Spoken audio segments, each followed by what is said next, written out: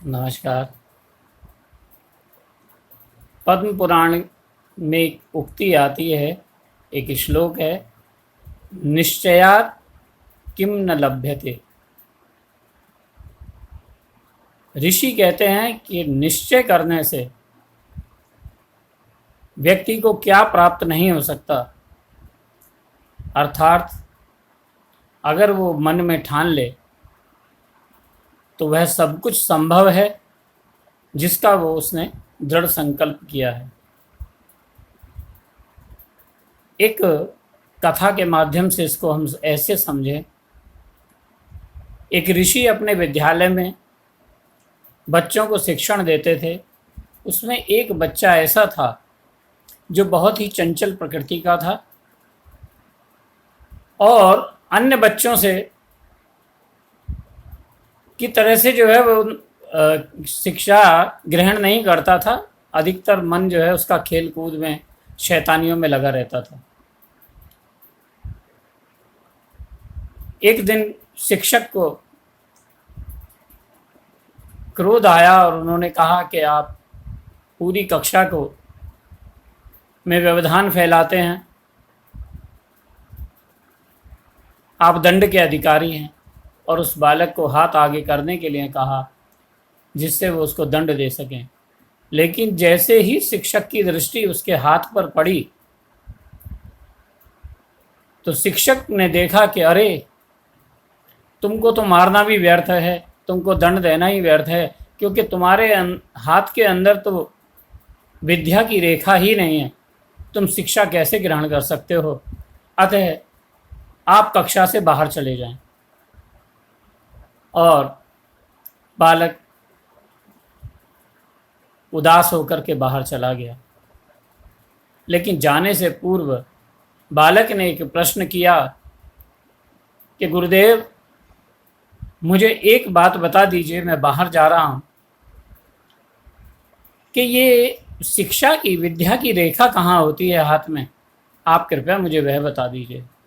और शिक्षक ने उसको हाथ के अंदर वो रेखा बता दी कि किस स्थान पर उस रेखा का उद्गम होता है, जिससे व्यक्ति जो है एक अच्छा विद्यार्थी बन पाता है, योग्य शिक्षा को ग्रहण करने के काबिल बनता है।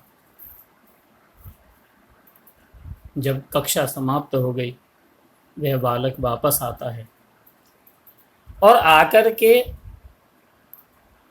गुरुदेव के सामने हाथ आगे कर देता है कि गुरुदेव, भाग्य ने मेरे को वो शिक्षा की रेखा नहीं दी तो कोई बात नहीं, लेकिन गुरुदेव, मैंने अपने आप अपनी शिक्षा की रेखा खींच ली है। और हाथ आगे करता है तो खून से लथपथ हाथ गुरुदेव के सामने होता है।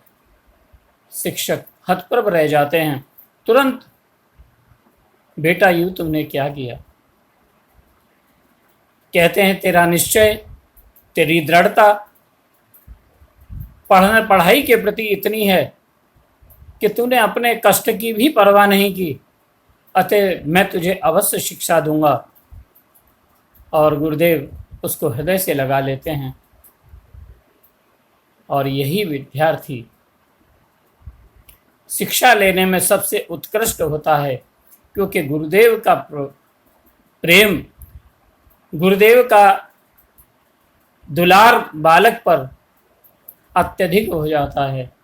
और वो कहते हैं कि मेरी शिक्षा का प्रसाद संपूर्ण क्लास ग्रहण करेगी, लेकिन तुम्हारे लिए यह शिक्षा अत्यंत ही फलदायी होगी। और वही शिष्य एक दिन संस्कृत का, व्याकरण शास्त्र का सबसे प्रथम ज्ञाता पाणिनि हुए, जिन्होंने संस्कृत की, व्याकरण का सबसे पहले उद्गम किया।